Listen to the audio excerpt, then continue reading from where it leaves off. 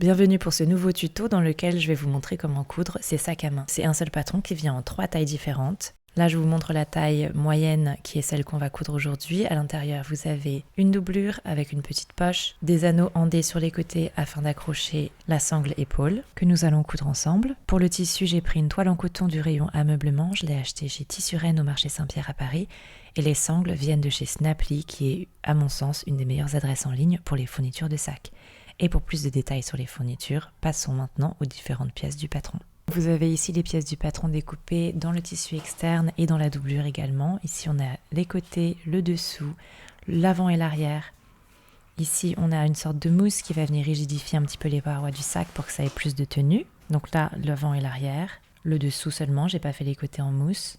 Là, on a une pièce de doublure sur laquelle j'ai mis mes boutons pression que je vais utiliser pour fermer la poche intérieure.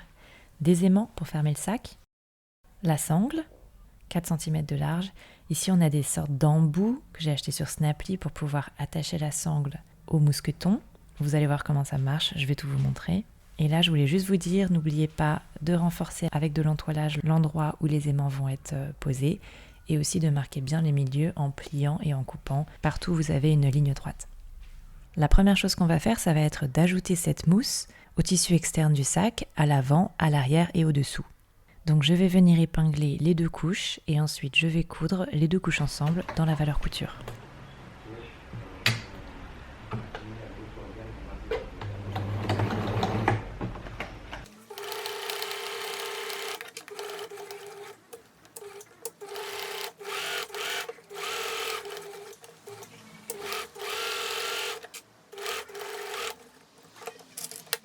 Une fois que c'est fait, je vais venir poser mes anses. Donc je prends un morceau de anse que je plie en 2 et je vais venir marquer le milieu avec mon épingle.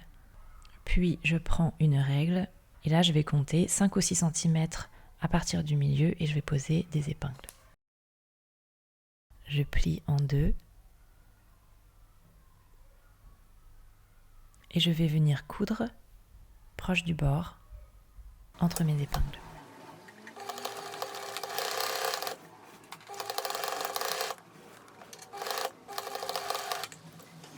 Et voilà ce que j'obtiens. Je vais venir positionner mes sangles sur l'avant et le dos du sac en suivant les indications du patron. Donc moi je vais tracer des lignes au crayon à papier. Si vous avez un stylo effaçable, c'est peut-être encore mieux. Là je ne les ai pas encore tracées mais je vais les faire dans un instant.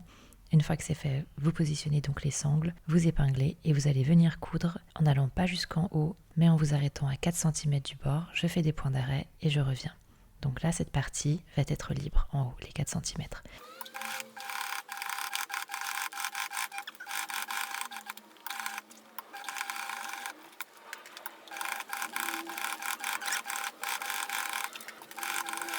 J'ai posé mes sangles et maintenant je vais venir ajouter mon dessous. Pour ce faire, vous allez positionner votre dessous sur le devant ou le derrière, endroit contre endroit, et on va venir coudre en respectant 1 cm de valeur couture. Et pareil pour l'autre côté.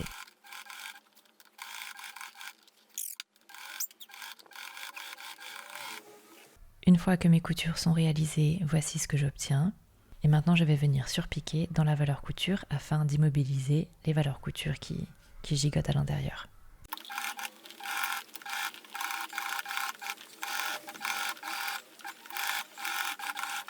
Et voici le résultat. Maintenant, je vais venir ajouter mes côtés.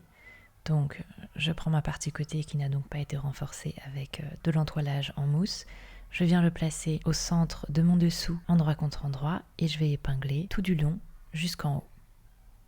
Donc voilà ce que j'obtiens une fois que j'ai toutes mes épingles plantées dans le tissu. Ici, si ça dépasse un petit peu, n'hésitez pas à couper pour égaliser tout simplement. Et maintenant, je vais venir coudre en respectant 5 mm de valeur couture. Vous pourriez faire 1 cm, mais je trouve qu'avec 1 cm, c'est difficile de négocier les coins, donc moi j'ai choisi de faire un demi-centimètre.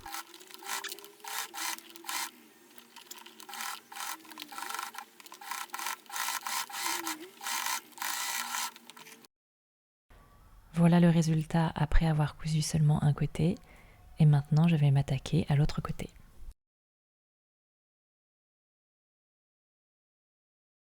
Maintenant, je passe à la doublure et je vais m'attarder en particulier sur la poche interne. Donc là, vous voyez, j'ai tracé 2 lignes. Je vais venir plier une première fois, puis une seconde fois. Je vais repasser ces plis et je viens surpiquer.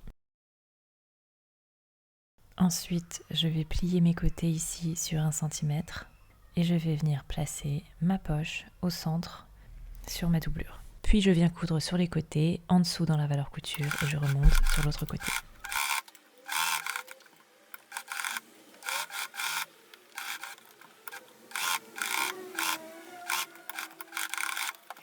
Voilà ce que j'obtiens. Donc moi, je souhaite diviser cette grande poche en 2 petites poches.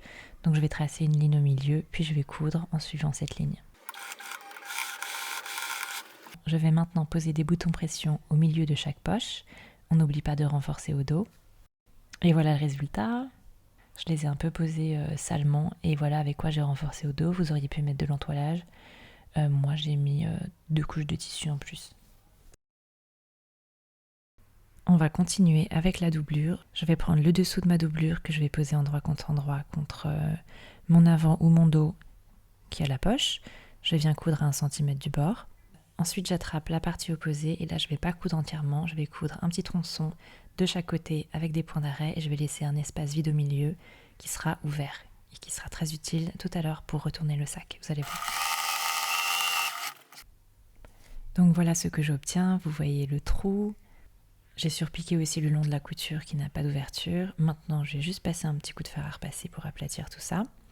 Et après, je vais venir positionner mes côtés, donc endroit contre endroit. Je vais épingler et je vais coudre à 5 mm du bord, comme j'ai fait pour le tissu externe. Et voilà ce que ça va me donner.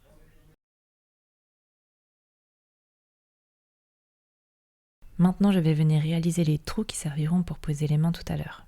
Donc pour ce faire, je vais venir prendre une des pièces qui est fournie dans le kit en gros, et ça va me servir à réaliser des marques avec mon stylo pour savoir exactement où est-ce que je dois trouer mon tissu. Pour trouver mon tissu, je vais prendre mon cutter, c'est pas un cutter spécial pour le tissu, et je viens juste créer des petites entailles, et je fais ça des 2 côtés. Je ne vais pas les installer maintenant parce que j'ai peur qu'ils viennent sur le passage de ma couture que je vais réaliser pour assembler mon tissu externe à la doublure. Maintenant, je m'attarde sur mes anneaux andés qui vont venir soutenir la lanière qu'on fera tout à l'heure. Donc pour moi, le but, c'est que les anneaux ne dépassent pas du sac. Donc je prends de la sangle qui mesure 2,5 cm de large comme mon anneau. J'ai choisi la même largeur. Vous pouvez choisir une autre largeur si vous le désirez. Et là, j'ai vite fait vérifier si ça passait bien pour moi. 4,8 cm. J'en coupe 2 bouts. J'insère mon anneau andé à l'intérieur et je vais venir coudre pour immobiliser les 2 couches de sangle ensemble. Je vais marquer les milieux en pliant et en découpant au niveau de ma doublure et au niveau de mon sac aussi, de façon à créer des crans pour bien faire correspondre l'extérieur du sac et la doublure, ce qui va m'aider à bien placer ma doublure à l'intérieur de mon sac et à bien aligner les 2 tissus ensemble. La doublure doit être placée à l'intérieur du sac, endroit contre endroit. Je vais épingler partout autour. Avant de coudre, je vais venir placer ma petite sangle qui porte mon anneau andé et je la place au milieu des côtés. Puis je couds ma doublure à mon tissu externe en respectant 1 cm de valeur couture.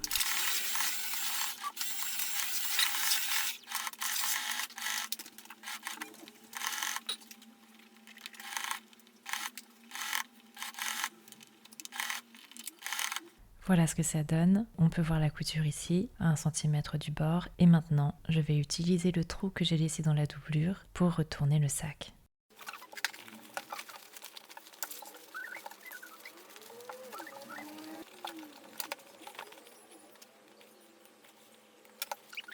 Je vais pouvoir poser mes aimants. Je prends une partie, disons la partie mâle ou femelle, peu importe. Je l'insère dans mes petites fentes. Je prends la partie au dos et je viens écarter les petites lanières fixatrices. Et une fois que mes 2 parties ont été ajoutées, tada! C'est plutôt cool, je trouve.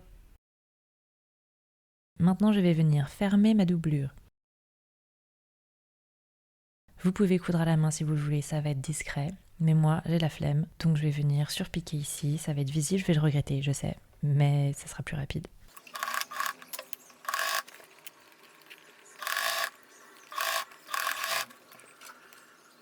Et voilà le résultat. Et je vais vous montrer ce qu'on voit lorsque l'on regarde dans le fond de sac.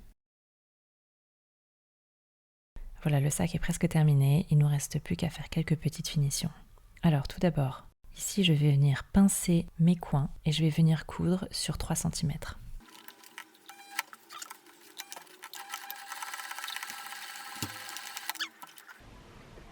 Donc voilà ce que j'obtiens une fois que j'ai réalisé les 4 coins. Maintenant on va passer à la deuxième petite finition qui consiste à venir renforcer ici la position de notre anneau en D. Donc je vais venir coudre toutes les épaisseurs ensemble. Donc voilà ce que ça donne. Évidemment, il y a une petite couture qui est visible sur le tissu extérieur du sac, mais à l'intérieur, j'ai essayé d'être un maximum discrète. Et dernière finition, je vais venir attacher ma doublure à la couche extérieure du sac pour l'immobiliser un petit peu. Et on va faire un point invisible.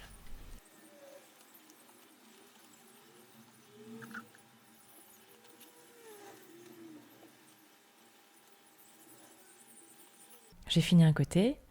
Voilà, c'est pas très visible, je trouve. Et je vais continuer les autres côtés. Maintenant, on va passer à la sangle. Donc là, vous avez les différentes parties qui vont être utilisées. Ici, on a une sorte d'anneau rectangulaire, je crois que ça s'appelle. Ça, c'est un anneau coulissant. On a 2 mousquetons sur la droite. La couleur, ça doit être laiton. Et là, on a des embouts Aran Lee qui vont être utiles afin de pouvoir connecter une sangle de 4 cm à des mousquetons de 2 cm et demi. Sinon, j'aurais eu à acheter des mousquetons de 4 cm de large, en fait. Je commence par prendre un embout et j'enfile un mousqueton au travers. D'un autre côté, je prends l'anneau rectangulaire et je viens passer la sangle au travers. Je coupe le petit bout et je vais fixer l'embout là-dessus, que je vais repasser dans un instant. Là, j'ai quand même associé les bouts de sangle ensemble et j'ai essayé d'un petit peu sceller les extrémités pour éviter que ça ne s'effiloche. Puis je vais passer un petit coup de fer à repasser par-dessus. J'ai tracé mes lignes de couture parce que j'ai pas la confiance là, que je vais vraiment coudre droit. Et je couds.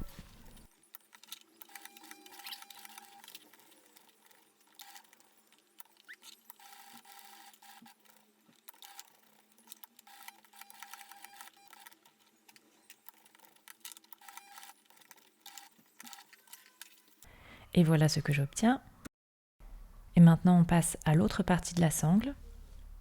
Et zut, je viens juste de me rendre compte que je ne vous avais pas expliqué comment installer le mousqueton. Là, vous pouvez voir qu'à l'une des extrémités de la sangle, il y a déjà un embout avec un mousqueton. Donc vous allez faire passer l'embout à travers le mousqueton et ensuite vous allez le fixer à l'extrémité de la sangle, repasser et coudre. Donc maintenant, en effet, concentrons-nous sur la trajectoire de la sangle à travers la boucle coulissante. Donc vous l'enfilez.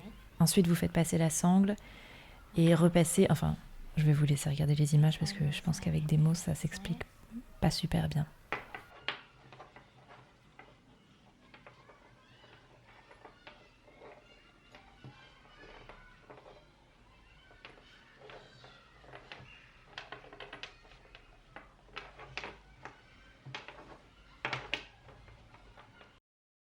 Donc quand on arrive à ce niveau-là, je vais tirer un peu pour libérer de la sangle et là, je vais faire un ourlet.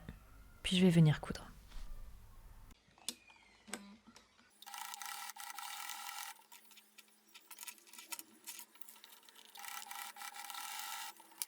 Et voilà ce que j'obtiens maintenant, le sac est terminé. Donc là, cette sangle, je trouve qu'elle est un petit peu trop longue. J'avais fait 1,40 m de longueur. Je pense que vous pouvez compter juste 1,20 m, voire 1,10 m de longueur de sangle.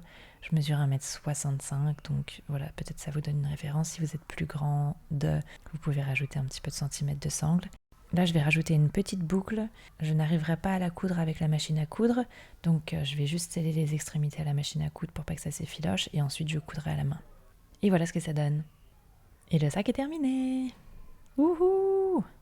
Donc voilà, ça c'était la version moyenne. Évidemment, le processus c'est exactement le même pour la version petite et la version grande. J'espère que ça vous a plu et je vous dis à bientôt.